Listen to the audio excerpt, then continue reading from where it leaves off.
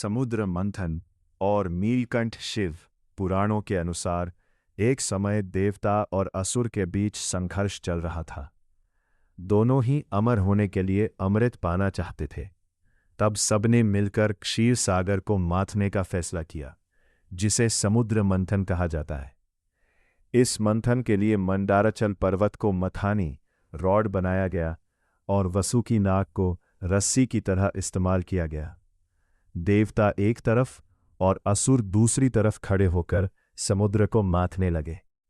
मंथन शुरू होते ही समुद्र से कई अनमोल वस्तुएं निकलने लगी, जैसे कामधेनु गाय, ऊंचाईश्रवा घोड़ा, लक्ष्मी जी और अनेक दिव्य रत्न।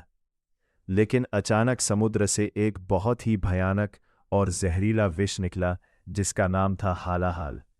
ये विष इतना खतरनाक था कि उसकी केवल सुगंध से ही पृथ्वी पर जीव जंतु मरने लगे।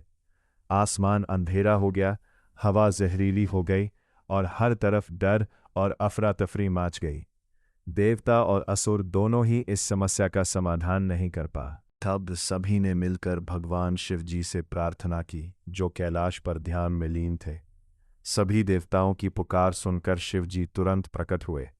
जब उन्होंने देखा कि विष पूरी सृष्टि को नष्ट कर सकता है, तब उन्होंने बिना किसी स्वार्थ के उस विष को अपने हाथों में लिया और पी लिया। ये एक बहुत बड़ा त्याग था, क्योंकि उस विष की एक बूंद भी किसी को तुरंत मार सकती थी। जब माता पार्वती ने ये देखा तो उन्होंने तुरंत शिव जी के गले को पकड़ लिया, ताकि विष उनके शरीर में न फैल सके। इस वजह से विष उनके गले में ही रुक गया और उनका गला नीला हो गया। तब से भगवान शिव को नीलकंठ के नाम से जाना जाता है, अर्थात जिनका कंठ गला नीला हो। इस घटना के बाद देवता और असुर फिर से समुद्र मंथन करने लगे और अंत में उन्हें अमृत प्राप्त हुआ। लेकिन सबसे बड़ा योगदान भगवान शिव का ही माना गया, क्योंकि अगर उन्होंने विष ना पिया होता तो पूरी सृष्टि का विनाश हो सकता था।